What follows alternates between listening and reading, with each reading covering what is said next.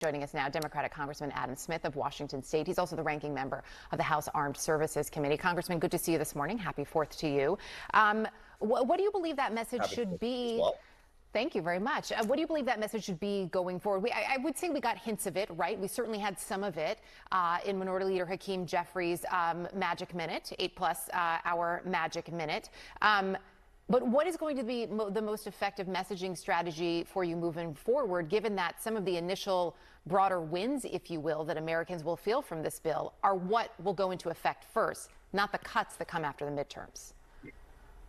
It's two things. One, this is a massive giveaway that just adds to the debt and puts our country in a more fiscally precarious situation. I mean, it adds $3.5 trillion to the debt. And how do we know that the debt is a problem? Because just about every single Republican, including Donald Trump, who voted for this bill, told us this was a problem. This was part of their criticism of Joe Biden during the campaign, that he had been fiscally irresponsible, that he'd spent all this money and done all these things that had driven us into a situation where, we were in a fiscally terrible situation. And now they've added $3.5 trillion to the debt for giveaways, which primarily go to people who were wealthy. That's where tax breaks usually go. So you've got that part. But then the second part is the bill is also incredibly cruel in that it takes money away from people who need it the most, people who need it to get access to health care, as we have seen where between 11 and 17 million people are going to be booted off of healthcare and not have any insurance. And it takes away food assistance. It takes away the basic help that a lot of people need in order to pursue the American dream. So it's a giveaway to some people at the expense of our fiscal health, while at the same time punishing the people who most need help. I mean, a huge part of the Trump message was there's so many people out there who just don't have economic opportunity. We're going to give it back to them. And he's hurting the very people who he campaigned on a promise to help.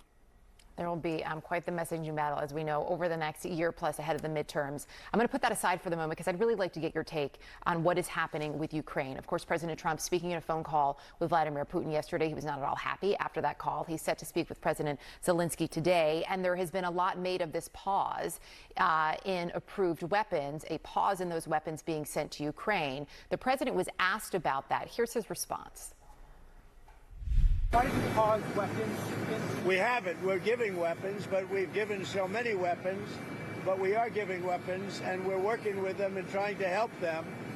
But we haven't. Biden emptied out our whole country giving them weapons, and we have to make sure that we have enough for ourselves. So the president says that President Biden emptied all the weapons. We have to make sure we have enough.